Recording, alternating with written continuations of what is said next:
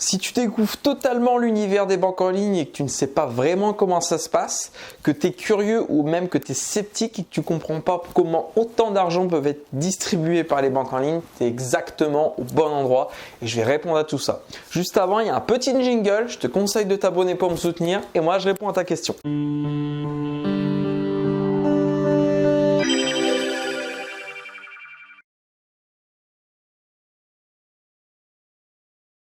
Alors c'est vrai, ça peut choquer. Beaucoup de gens se posent des questions, on n'a pas forcément les réponses et cette vidéo elle est là pour rétablir la vérité et expliquer le pourquoi du comment. Alors avant, qui suis-je pour parler de ça? Je m'appelle Christopher Cerceau, j'ai 26 ans, je suis un expert en multibancarisation, c'est-à-dire que j'ai plusieurs banques en ligne et je suis rémunéré pour apporter du chiffre d'affaires, pour apporter de nouveaux clients dans les banques en ligne. Donc j'ai déjà permis l'ouverture de plus de 220 comptes et j'ai été rémunéré plus de 25 000 € pour ça. Donc je m'y connais bien sur ce domaine. Donc déjà, ce qu'il faut savoir au niveau des banques en ligne, c'est que ça a émergé il y a à peu près 15 ans en France au début des années 2000 et la plus grande différence avec les banques traditionnelles, c'est le fait que qui dit banque en ligne dit pas de bureau, pas d'infrastructure. Donc autant on peut voir des banques à tous les coins de rue au niveau des banques physiques, autant ce n'est pas du tout le cas avec les banques traditionnelles. Donc le côté négatif, c'est que c'est plus compliqué de voir un agent physique si on en a besoin, mais ça reste tout de même possible. Il suffit juste de rencontrer son banquier dans un lieu neutre. Donc ça, c'est une première croyance. Ceux qui pensent que quand on est dans une banque en ligne, on ne peut pas voir son banquier en face à face, c'est faux. On peut prendre rendez-vous avec dans un lieu neutre, mais c'est beaucoup plus rare que dans une banque traditionnelle. Mais le point positif pour les banques en ligne, c'est qu'elles font énormément d'économies. Tous ces bureaux à ne pas payer, il y a beaucoup moins d'employés également qui travaillent dans une banque en ligne. On prend l'exemple de Boursorama qui est leader de la banque en ligne sur le marché français. Ils ont plus de 2 millions de clients. Il y a seulement 150 personnes qui travaillent chez Boursorama. Vous imaginez une banque traditionnelle avec 150 personnes, ils ne peuvent pas du tout s'occuper de 2 millions de clients. Donc ça, c'est un avantage. Avec moins de personnes, avec beaucoup moins de moyens, on peut s'occuper d'autant de clients. Donc ils font énormément d'économies. Le deuxième point, c'est que pourquoi les banques en ligne donnent de l'argent? C'est déjà pour motiver les nouveaux clients à franchir, à faire un pas dans une nouvelle banque, sachant qu'en plus c'est vraiment tout bénef parce qu'il n'y a pas de frais de compte, il n'y a pas de frais de carte, on n'est pas obligé d'en faire sa banque principale, on n'est pas obligé d'y mettre son salaire ou de laisser d'argent dessus et on est rémunéré à créer le compte. Donc c'est vraiment le parfait combo pour mettre un pied dans une banque en ligne, pouvoir comparer avec sa banque traditionnelle, après faire le point sur le long terme, sur 1 an, sur 2 ans, sur 3 ans. Est-ce que je reste dans ma banque? Est-ce que je switch? Est-ce que je fais d'une banque en ligne ma banque principale? Donc pourquoi les banques en ligne rémunèrent les nouveaux clients? Déjà pour les motiver à justement franchir le pas, avoir un pied dans 2 banques, pouvoir faire le comparatif eux-mêmes, les séduire justement via le fait qu'ils aient peu de frais. Et pourquoi les banques peuvent se permettre ça, surtout les banques en ligne? Parce qu'elles ont beaucoup moins de frais que les banques traditionnelles. Donc, une fois, rien que quand ça, c'est déjà bien compris, ça permet déjà de se dire « Ah ouais, finalement ça a du sens ». Parce que quand on dit une banque en ligne, elle te donne 80 € pour créer ton compte et qu'on ne comprend pas pourquoi, on a peur, ça peut inquiéter, c'est tout à fait normal. Et aussi, les banques en ligne avisent le long terme. Donc, avisent le long terme par le fait que les gens, sur le long terme, sur 1 an, sur 2 ans, sur 3 ans, ils peuvent en faire la banque principale, mais ils visent aussi le long terme en se disant ces clients-là, plus tard, ils vont avoir des enfants. Et ces enfants-là, il y a de grandes chances que ça devienne aussi leurs clients parce que c'est déjà ce qui se passe depuis des dizaines d'années avec les banques traditionnelles. Les banques traditionnelles, elles renouvellent toujours leur quota de clients par le fait qu'il y a toujours des enfants où les parents leur ouvrent un livret ou quelque chose comme ça, un compte dans la banque. Et quand ils deviennent majeurs, ils restent dans cette banque-là parce qu'ils ont toujours été habitués à ça. Forcément, les banques en ligne n'existaient pas à 40 ans, donc elles n'ont pas profité de ce phénomène. Donc avec ça, justement en faisant de l'acquisition de clients, sur le long terme, c'est pareil. Donc quand je dis là sur le long terme, c'est sur la génération d'après, ils vont avoir aussi ce phénomène. Donc là, c'est pour la partie pourquoi les banques donnent de l'argent et voilà, quel est l'intérêt des banques de faire ça. Donc en plus, les banques en ligne, elles sont toutes en concurrence. Donc forcément, si on a une qui donne de l'argent, les autres sont obligés de donner de l'argent, sinon elles perdent carrément du marché. Maintenant, qu'en est-il si toi tu regardes cette vidéo et tu dis ok, j'ai compris, ça m'intéresse, mais comment ça marche? Et bien comment ça marche? C'est simple.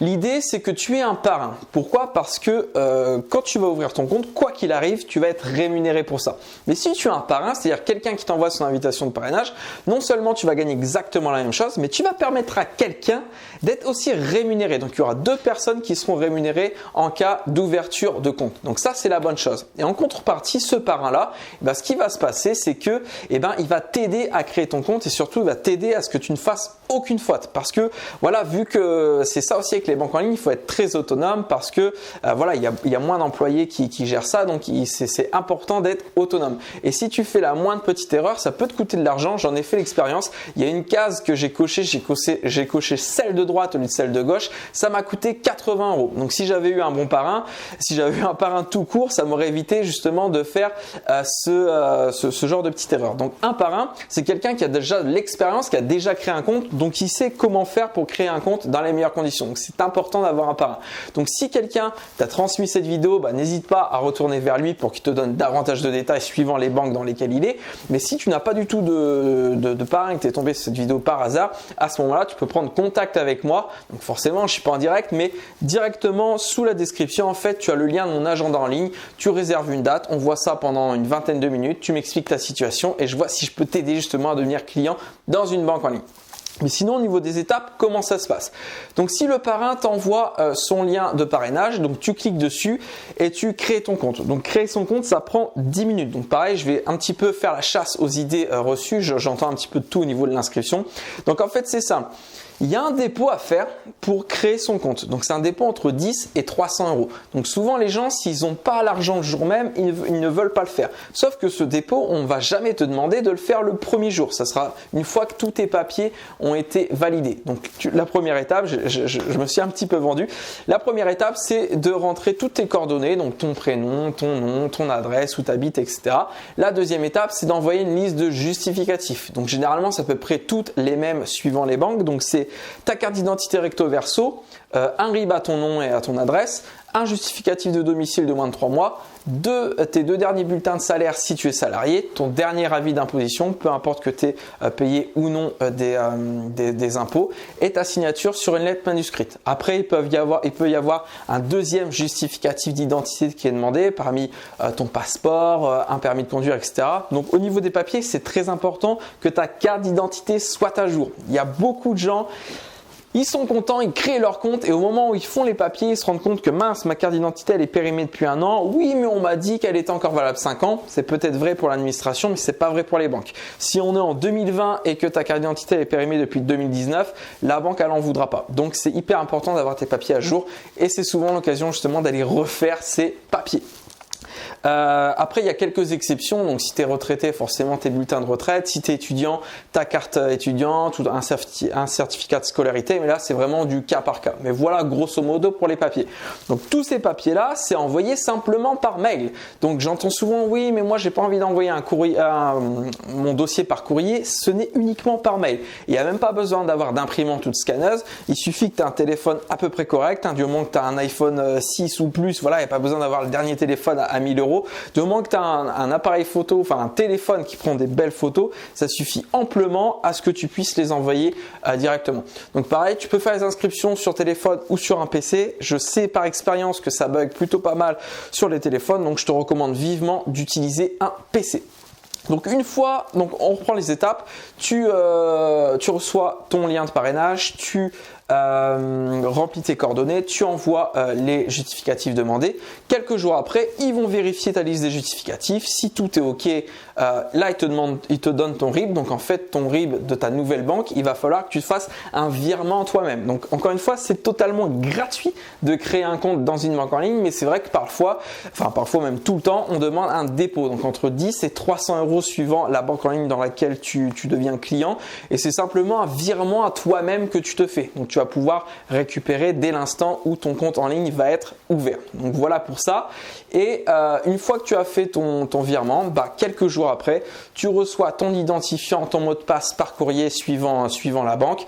Tu les rentres, là à ce moment-là tu te connectes, c'est magique, tu as ta prime de bienvenue qui t'a été offerte, 80 €, 100 € suivant la banque, et tu as aussi ce que tu as déposé comme argent. Et à ce moment-là, pour récupérer cet argent, trois possibilités: soit tu laisses l'argent sur le nouveau compte, parce qu'au final tu as 2 comptes en banque maintenant, voire 3, voire 4, donc tu en fais ce que tu en veux. Soit tu récupères l'argent via la carte bancaire que tu as reçue, donc tu vas dans n'importe quel distributeur et tu retires, ou soit tout simplement tu te fais un virement à toi-même de ta nouvelle banque à ta banque actuelle. Donc c'est aussi simple que ça pour la création des comptes.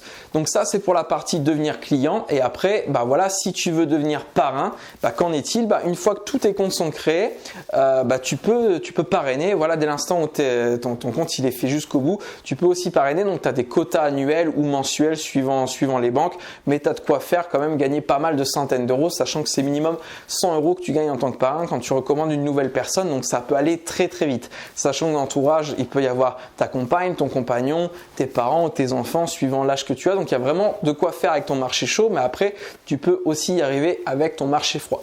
Si tu décides comme moi de ne pas te limiter à quelques centaines d'euros, mais que tu veux vraiment faire quelque chose, un complément de revenu avec ça, et que tu veux prendre de l'argent chaque mois, tous les mois, j'ai quelques outils pour toi, un cadeau que tu retrouveras dans la description. Donc j'ai 3 outils principaux pour toi. Donc le premier outil, c'est mon groupe Facebook d'aide au parrainage. Donc ça s'appelle la Casa des Rebelles, parrainé avec les banques en ligne. Tu cliques dessus, tu demandes à rejoindre le groupe. Je vais te poser 3 questions. Comment tu as connu le groupe, les banques dans lesquelles tu es déjà client. J'ai un trou de mémoire sur la 3e question, mais tu la verras en rejoignant le groupe.